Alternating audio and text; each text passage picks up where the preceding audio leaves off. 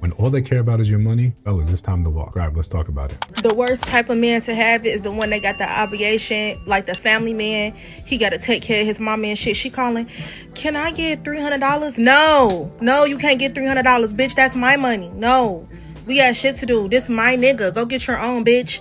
This my dick. No, my nigga can't give you $300. Fuck. I can't stand that shit. I can't stand a bitch that puts the world on her motherfucking son because she don't got no man. No, bitch. That's my motherfucking money. So it has nothing to do with his own mental health. It has nothing to do with overloaded, overburdened responsibilities. Nothing to do with creating son husbands. There's nothing to do with that. It's just that his resources belong to me, another woman, not to you. Let's take a step back and really think about what we're saying here, what we're putting out here. When we talk about these things, especially in the Black community, we like to ignore the fact that it centers around a black woman, right? This is when we sometimes talk about the Black community as a matriarchy. But when we have conversations like this, when you're saying you failed to secure a man, a husband, so your son's resources now should belong to me, not a wife or a husband, not a wife or just a girlfriend, just someone he's dating. Leave you alone with any type of wounds you have, and now just this is for me. We always in these conversations, we exclude the men. We exclude what this means for him. Now, when we understand that a lot of this trauma ends up being generational because it starts right here. It starts very at the beginning here, where you don't have an opportunity for anyone to care about what you're saying. It's just about what you can produce. And the minute you fail to do that, then your worth gets thrown out the window. Before we continue, like, comment, subscribe, hit the notification bell so you don't miss no uploads. Still going strong, still trying to do 2 a day. Hype the video, share the video. We got some merch in the store.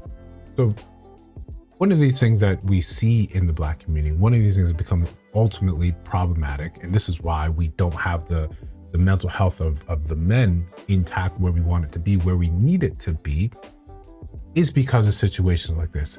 This exemplifies that I do not care about you. And let's be frank and let's be clear about this. I do not care about you intrinsically as a person, as a human, right? Or even as a partner. I just need you here because what you can do for me.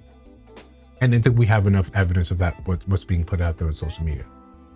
I also want to throw in a caveat. I don't think that the majority of people are out here like this, but we have to combat the message. We have to protect the brand here. When you're just saw as a commodity, as a thing to extract resources of, when you constantly look and try to find your value through these type of women, you're going to be in a losing position. You're going to be, signing up for a life of subservience. And it's going to be you signing up for it. No one else can force you into these positions, even when you have grown up around, a mother that took advantage of you or did not really have an opportunity to raise you properly because there wasn't a father in there, or whatever the reasons. There's legitimate reasons, there's silly reasons, there's stupid reasons, there's everything in between. But you didn't have an example of a father being in the household which you grew up. So you believed everything she said.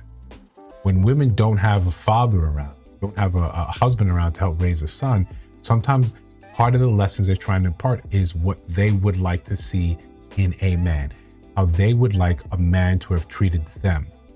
The problem is often what men, this is why, you don't ask a fish how to catch a fish, is because we've learned to sift through a lot of what's being said and then what the actions sort of purport. You may say these things, you would like these things, but we know from our own anecdotal evidence, from our own group little projects, you don't really respond well to them. Or there's an asterisk, there's a caveat next to these things. Okay, you want a man, you're telling your son, you should be buying women flowers. Well, because you would like to receive flowers.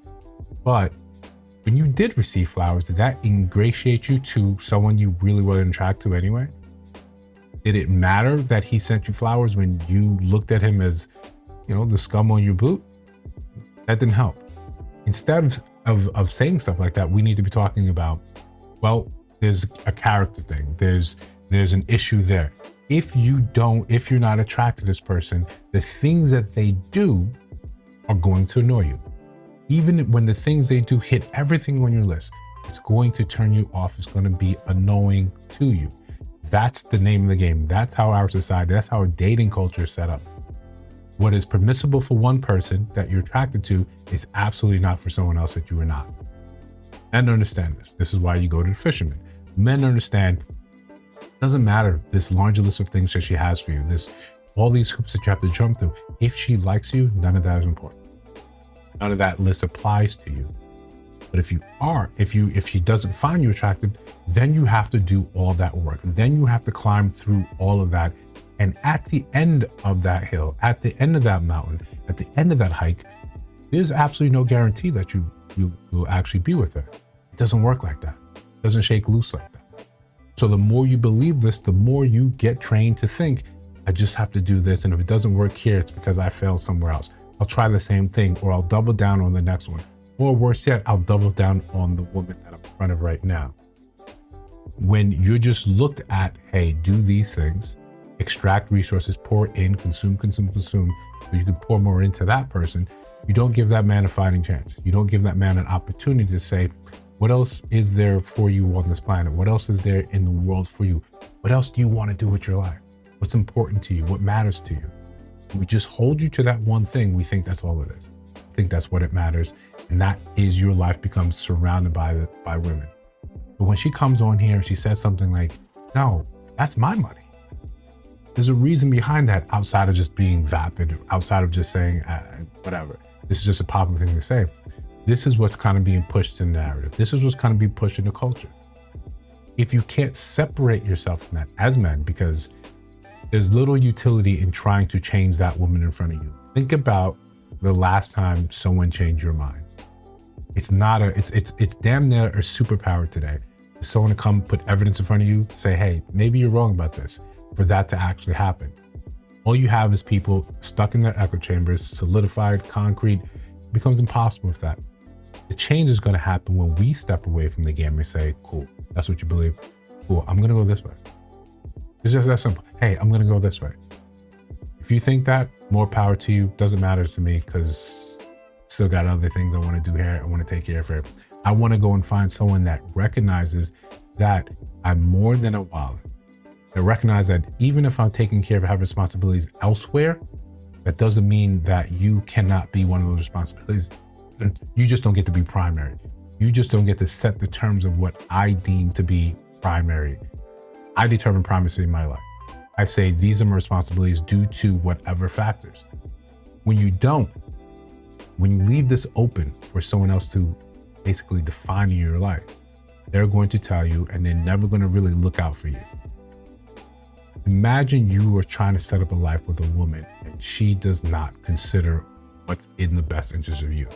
Just what's in the best interest of herself, what she can extract from you. Sometimes, yes, it's family, they do that. Sometimes it's this person right on the video telling you, no, cut off all those ties. Your money belongs to me, first and foremost. Full stop. Listen, if you disagree, let me know down in the comments below. You see other videos on your screen, check those out. Let me know your thoughts about those in those videos. And of course, if you're listening to Sound My Voice now, if you have not subscribed, I think you should. I'm just trying to build something dope. See you in the next one.